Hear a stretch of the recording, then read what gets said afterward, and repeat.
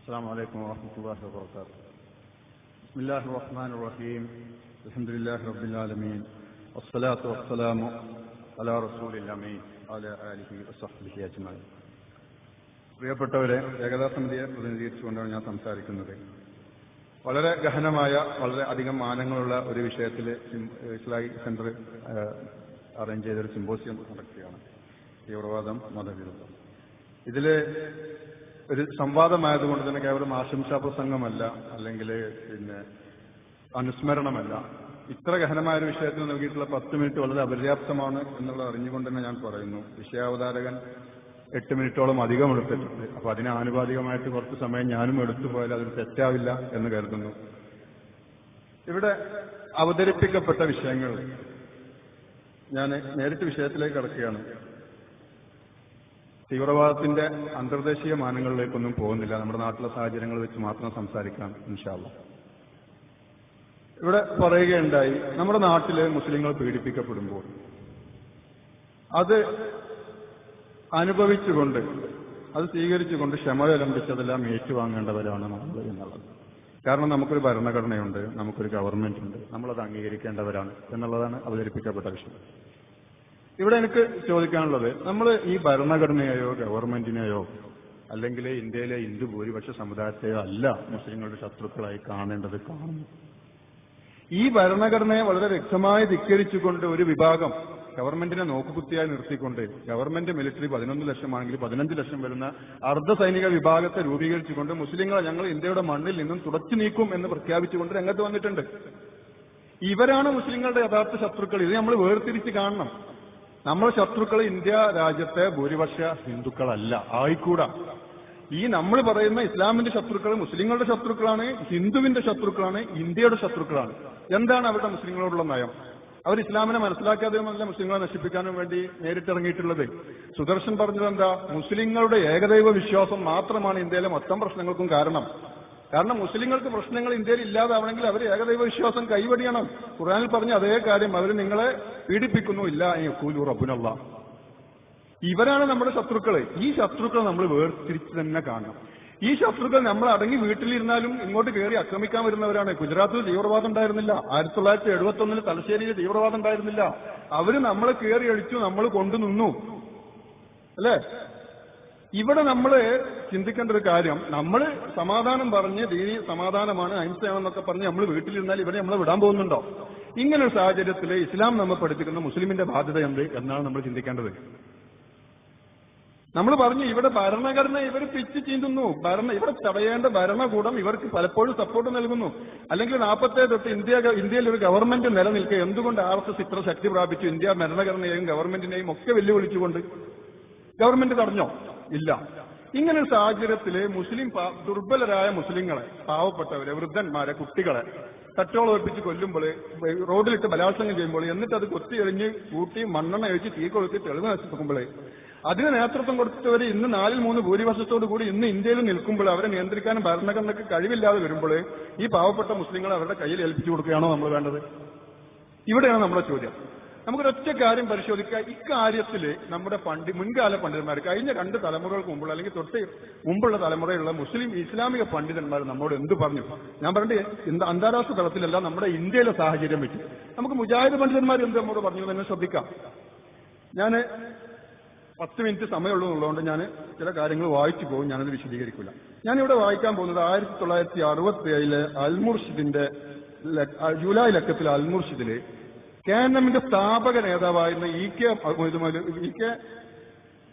K മൗലവിയായിരുന്നു അതിന്റെ പത്രാധിപൻ. ഇതിൽ വന്ന പത്രാധിപ കുറിപ്പ് ഒരു ലേഖനമല്ല, ഞാൻ അതൊന്ന് വായിക്കാൻ സദസ്സ് ശ്രദ്ധിക്കുമെന്ന് കരുതുന്നു. ആത്മസംരക്ഷണ വാസന നൈസർഗികമാണ്. സ്വാഭാവികമായും അതിന് ചില നടപടികൾ കൈക്കൊള്ളേണ്ടി വരും. ശത്രുവിന്റെ മുസ്ലിങ്ങളെ സംബന്ധിച്ചിടത്തോളം മതത്തിന്റെ ശക്തമായൊരു നിർദ്ദേശം കൂടിയാണ് ആത്മരക്ഷാ സന്നാഹം. കയ്യും കെട്ടിയിരുന്ന് ശത്രുക്കളുടെ ആക്രമണങ്ങളൊക്കെ അനുഭവിച്ചു കൊള്ളണമെന്ന് ഇസ്ലാം ഉപദേശിക്കുന്നില്ല. മറിച്ച് ശത്രുക്കളെ ധൈര്യപൂർവ്വം നേരിടണമെന്നും അതിനുള്ള കരുത്താർജിക്കണമെന്നും അത് സഗൗരവം ഉണർത്തുന്നു. ഖുർആനിൽ പറയുന്നു, അവർക്ക് വേണ്ടി നിങ്ങളാലാവുന്ന ശക്തി മുഴുവൻ സംഭരിക്കണം, പടക്കുതിരകളെയും സജ്ജീകരിക്കണം. അള്ളാഹുവിന്റെയും നിങ്ങളുടെയും ശത്രുക്കളെയും നിങ്ങൾക്ക് അറിഞ്ഞുകൂടാത്തതും അള്ളാഹുവിനെ അറിയാവുന്നതുമായ അവർക്ക് പുറമെയുള്ള മറ്റ് ശത്രുക്കളെയും ഭയപ്പെടുത്താൻ വേണ്ടി. ശത്രുക്കൾക്കെതിരെ സദാ ജാഗരൂകരായിരിക്കണം. അവരെ നേരിടാൻ മുഴുശക്തിയും ഒരുക്കുകൂട്ടണം. ഈ വഴിക്കുള്ള സേവനത്തിന് അർഹിക്കുന്ന പ്രതിഫലം അള്ളാഹു നൽകും എന്നെല്ലാമാണ് ഈ വാക്യം പഠിപ്പിക്കുന്നത്. ശത്രു ആക്രമണത്തിന് അണിഞ്ഞൊരുങ്ങുമ്പോൾ ഇപ്പുറം അതിനേക്കാൾ വലിയ കോപ്പ് കൂട്ടൽ ആവശ്യമാണ്.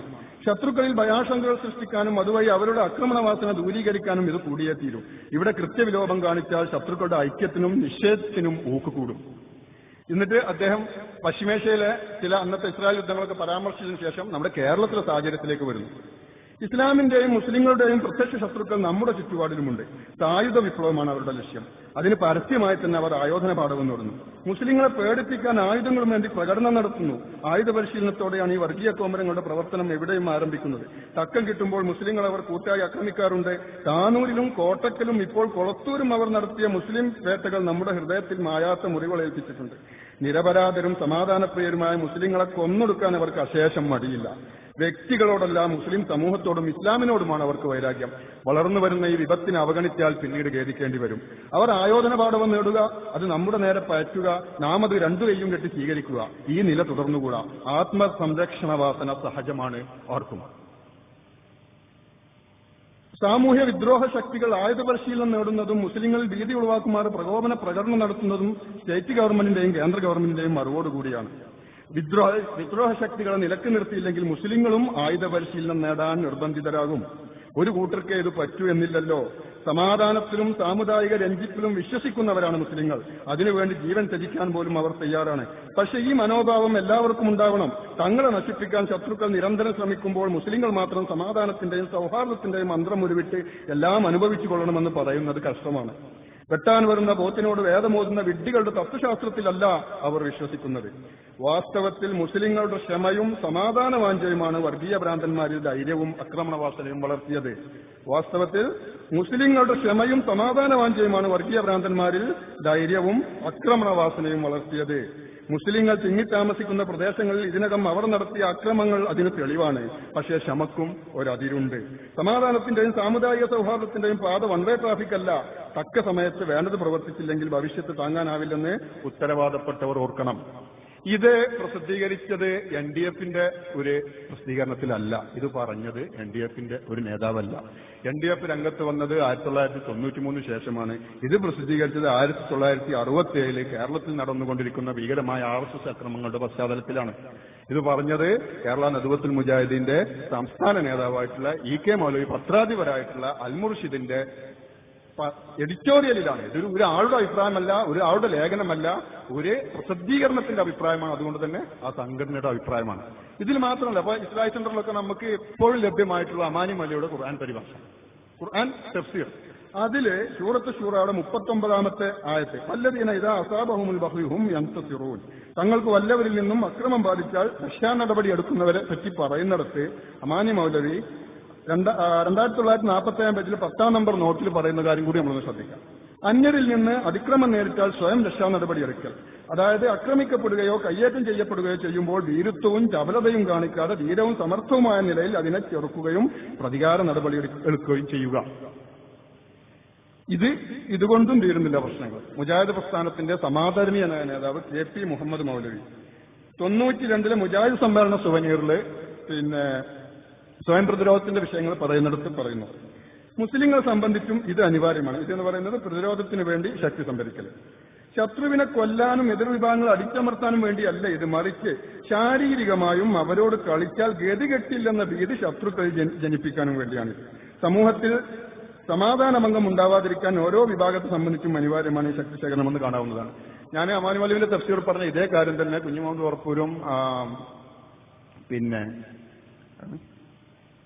ജെറിയമുണ്ട അബ്ദുൽ ഹമീദ് മദയും കൂടി എഴുതിയ ഖുർആൻ സമ്പൂർണ്ണ പരിഭാഷയുടെ സൂറത്ത് ശൂറയുടെ ഇതേ ആയത്തിന്റെ ഇതില് നോട്ട്സ് കൊടുത്തെടുത്ത് 1095-ാം നമ്പർ നോട്ടിൽ നമുക്ക് കാണാൻ പറ്റും.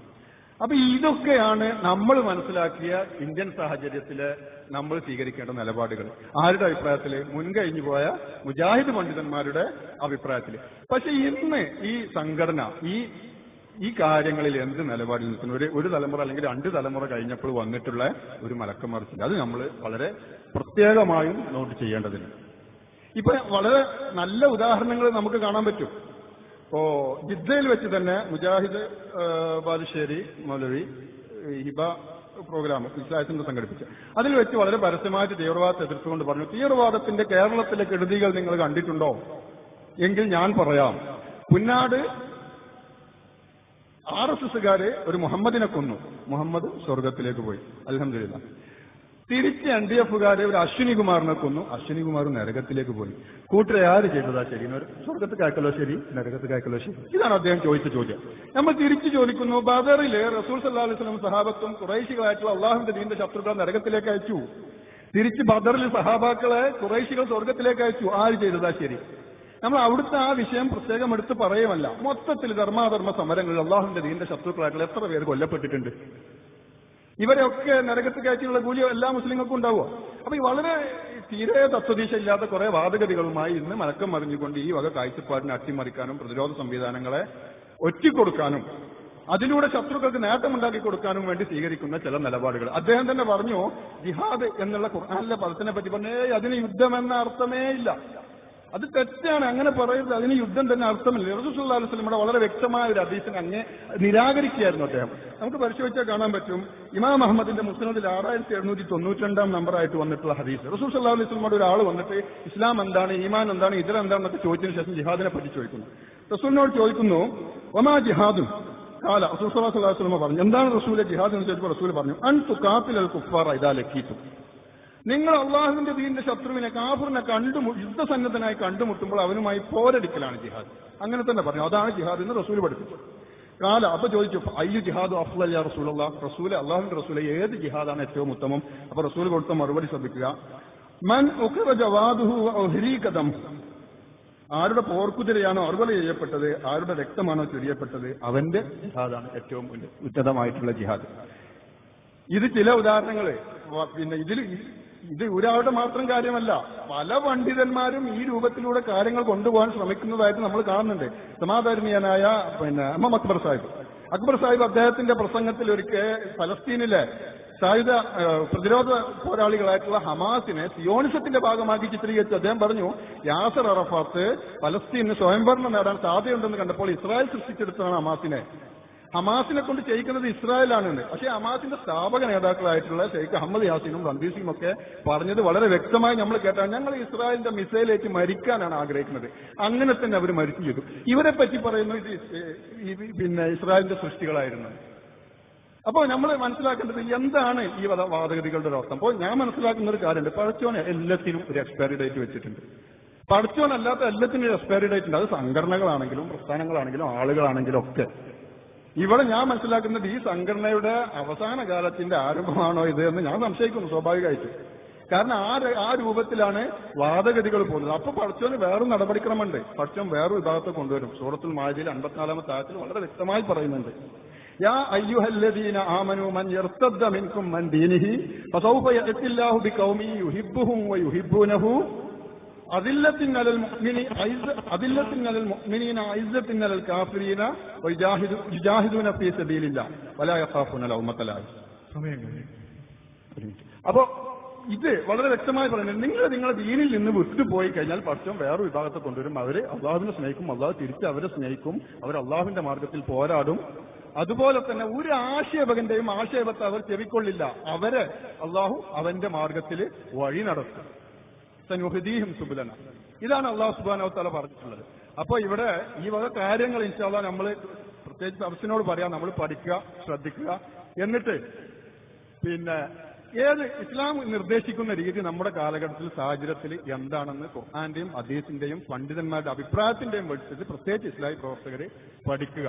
അല്ലാഹു സുബ്ഹാനഹു വ തആല നമ്മളെ ഹിദായത്തിലാകട്ടെ. ഈ വേദിയിൽ ഇങ്ങനെ കാര്യങ്ങളൊക്കെ ഈ വേദിയിൽ വെച്ച് തന്നെ പറയാൻ അവസരം ഒരുക്കിയ ഇസ്ലാഹി സെന്ററിന്റെ പ്രവർത്തകരെ ഞാൻ അഭിനന്ദിക്കുന്നു. അതോടൊപ്പം തന്നെ പിന്നെ അല്ലാഹു സുബ്ഹാനഹു വ തആലയോട് നമുക്ക് പ്രാർത്ഥിക്കാം, റബ്ബനാ ലാ തജ്അൽ ഫീ ഖുലൂബിനാ ഇല്ലല്ലദീന ആമനൂ ഇന്നക അൻത റഊഫുർ റഹീം. പടച്ചോനെ, വിശ്വാസികളോട് ഒരു വിദ്വേഷവും നമ്മുടെ മനസ്സിൽ നീ ബാക്കി വെക്കല. വിശ്വാസികൾ നീ ഒന്നിപ്പിക്കണേ. അത് അള്ളാഹുവിന്റെ ദീനിന്റെ ശത്രുക്കൾക്കെതിരെ അല്ലാഹു സുബ്ഹാനഹു വ തആല നമ്മൾ ഒന്നിപ്പിക്കട്ടെ, വിജയിപ്പിക്കട്ടെ. വാഖിറു ദഅവാന അൽഹംദുലില്ലാഹി റബ്ബിൽ ആലമീൻ. ജസാക്കല്ലാഹു ഖൈർ.